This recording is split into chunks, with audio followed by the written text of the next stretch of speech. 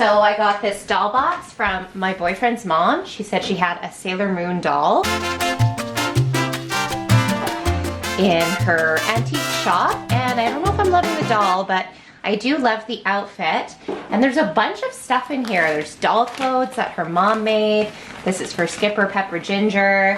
She's also got some Barbie clothes that her mom made, a bunch of doll stands, and there is a 1959 or 1960s, I believe.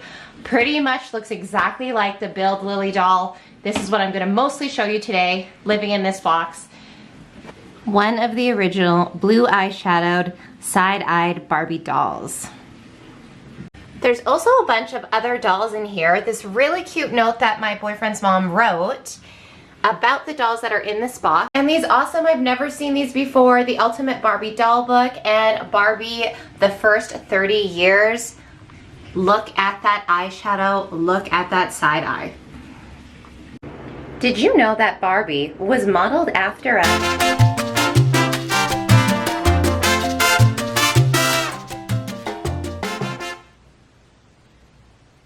You can find out more about the history of Barbie in this awesome documentary on Netflix called The Toys That Made Us.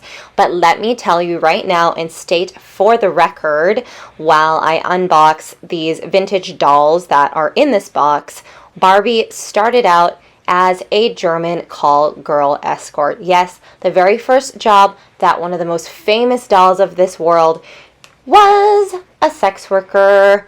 And I'm pretty proud to state that and announce that because the stigma is real, let me tell you. But she's had over 180 careers since then.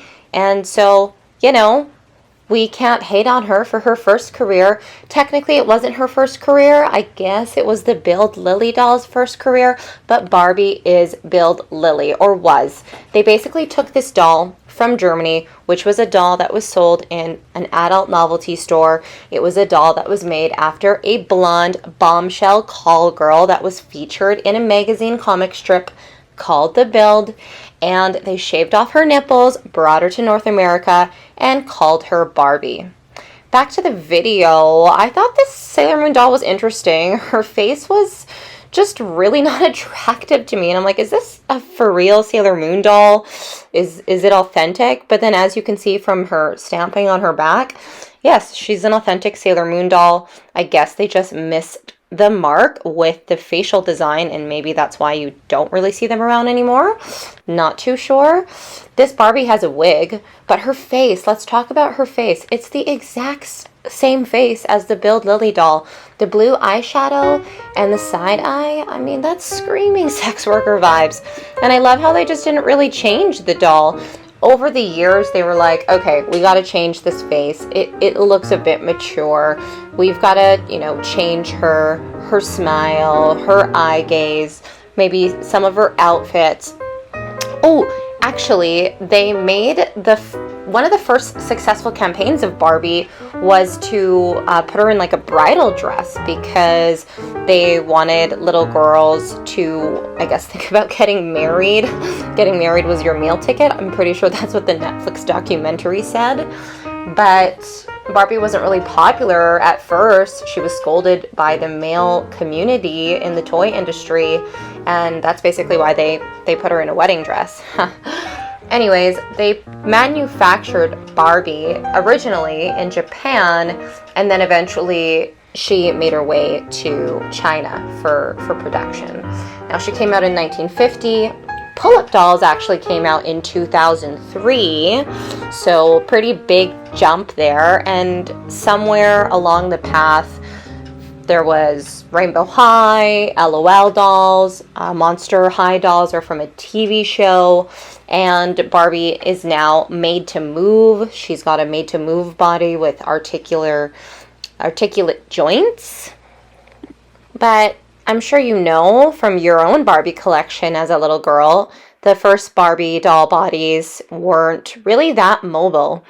And I think that's why dolls nowadays really have to measure up to ball jointed dolls or pull-up dolls with mobility, just because there are so many doll options out there. and girls want to play with dolls and have them posable. I thought that these outfits were so darling and amazing. Just want to show them to you. They were actually handmade by my boyfriend's mom and her mom, and I tried to put some of them on my pull-up dolls, but sadly, it just didn't work. They weren't going to be the right scale for pull-up, and that's okay. I tried a few on the Barbies that she had in the box, and yeah, they were really quite pretty. Very well made, really high quality stuff. Nowadays, though, with Barbie doll clothes, I don't think the quality is very good, and I think that the quality could be much better for Barbie doll clothes, but I guess you've got to appeal to the masses. You get what you pay for, and Barbie dolls are pretty competitive in pricing, backed to some of the other dolls that I've been seeing at Walmart, like Rainbow High, Shadow High, Mermaids. Barbies are still pretty competitive in price. And even the made to move ones are pretty affordable on Amazon, I saw. So you can see here, I put these two dolls together. On the left, we have Pull Up Asuka from Neon Genesis Evangelion. And her head is huge in comparison to Barbie. I think that I'm probably just impartial because I have a lot of pull-up dolls and I just like the scale of their head to their body. But the Barbie doll has longer legs than pull-up, so I can kind of see why, she's had an uproar in the toy community over the years.